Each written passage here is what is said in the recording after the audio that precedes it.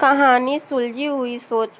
Office में देर होने के कारण हड़बड़ाती काजल घर पहुंची तो पति राजीव किचन में खड़े थे। काजल ये देखकर हैरान रह गई कि राजीव ने सब्जियां डालकर पुलाव बना लिया था और रायता बनाने की तैयारी कर रहे थे।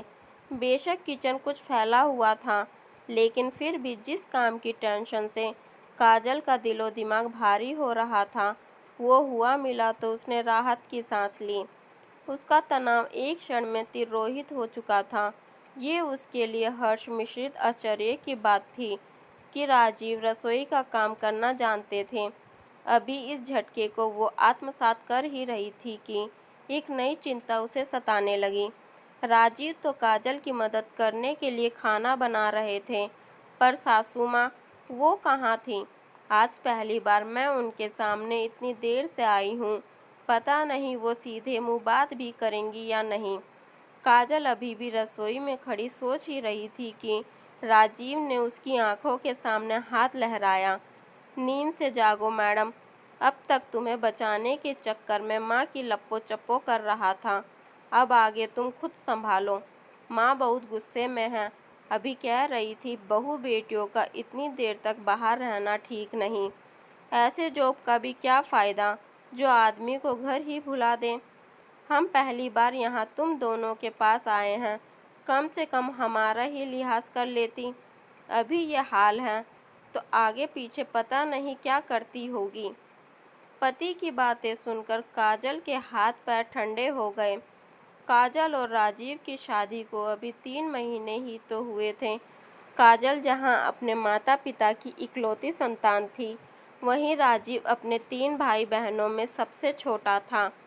पढ़ने पढ़ाने में और उसके बाद नौकरी के चक्कर में दोनों को ही लव शव का समय ही नहीं मिला। सही समय पर पेरेंट्स ने मिलाया तो दोनों को ही एक दूसरे का साथ भाग गया। इसमें इस बात की भी बहुत बड़ी भूमिका थी कि दोनों एक ही शहर मुंबई में जॉब करते थे।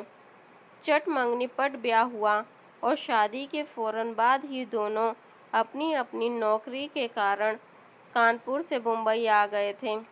अभी एक दूसरे को जानने समझने की कोशिश कर ही रहे थे कि पिछले हफ्ते राजीव के माता पिता उनके साथ समय बिताने की इच्छा लिए उनके पास रहने आ गए।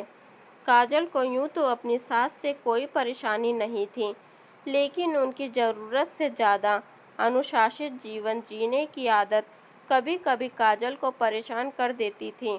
राजीव की माँ एक अध्यापिका थी और कुछ समय पहले ही सेवानिवृत्त हुई थी।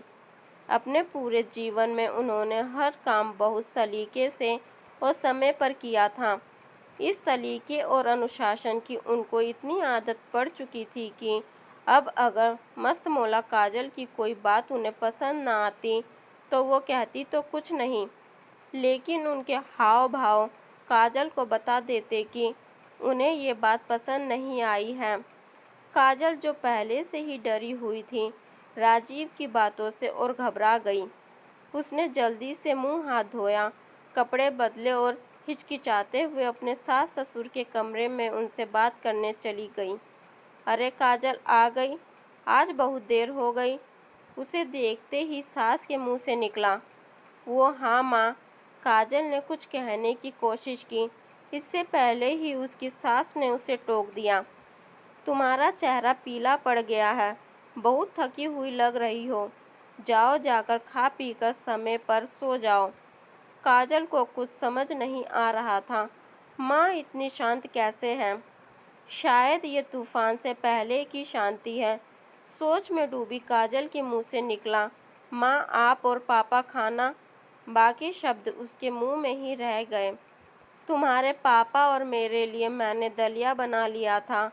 तुम जानती हो हम ज़्यादा लेट खाना नहीं खाते। सास की बात सुनकर काजल के दिमाग में अनार फूटा। आ गई अपने रूल्स एंड रेगुलेशन पे, अब क्लास लेंगी मेरी। सासू माँ की आवाज़ ने उसके दिमाग के सरपट दौड़ते घोड़ों को फिर से ब्रेक लगाया। तुम दोनों के लिए पुलाव राजीव ने बना लिया है, कुछ और चाहिए तो बता दो, मैं बना देती हूँ। अपनी सास की बात सुनकर काजल सकपकाई सी उनका चेहरा देखने लगी। मानो कोई चोरी पकड़ी गई हो। इतना हैरान मत हो बेटा, मैं जानती हूँ कि कभी कभी मेरा व्यवहार कुछ ज़्यादा ही सख्त हो जाता है, क्योंकि मुझे लगता है कि हर व्यक्ति को अपनी जिम्मेदारी समय अनुसार निभानी चाहिए। इसका मतलब ये नहीं है कि मैं एक कामकाजी महिला की समस्याओं को समझ नहीं सकती। मैंने स्वयं जीवन भर स्कूल में पढ़ाया है और मैं अच्छी तरह से जानती हूँ कि एक औरत के लिए घर बाहर की दोहरी जिम्मेदारी निभाना कितना मुश्किल होता है।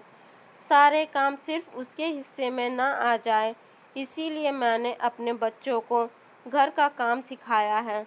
आज मैं चाहती तो खाना बना सकती थी, लेकिन यहाँ तुम्हारे साथ राजीव को रहना है। हम तो 2-4 दिन रहकर चले ही जाएंगे।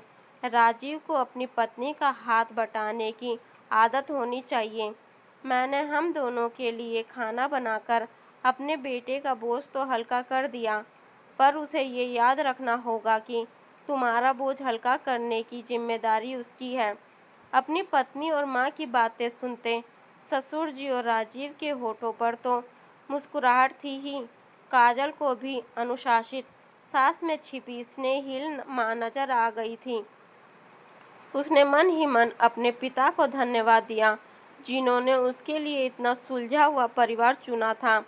सास ससुर को गुड नाइट बोलकर काजल और राजीव उनके कमरे से बाहर निकले, तो काजल को झूठ मूठ धमकाने के लिए राजीव ने कान तो पकड़े, पर उसकी आंखें अभी भी शरारत से चमक रही थीं। परंतु काजल की आंखों में राजीव के लिए बस प्यार ही प्यार और भविष्य के सुनहरे सपने थे।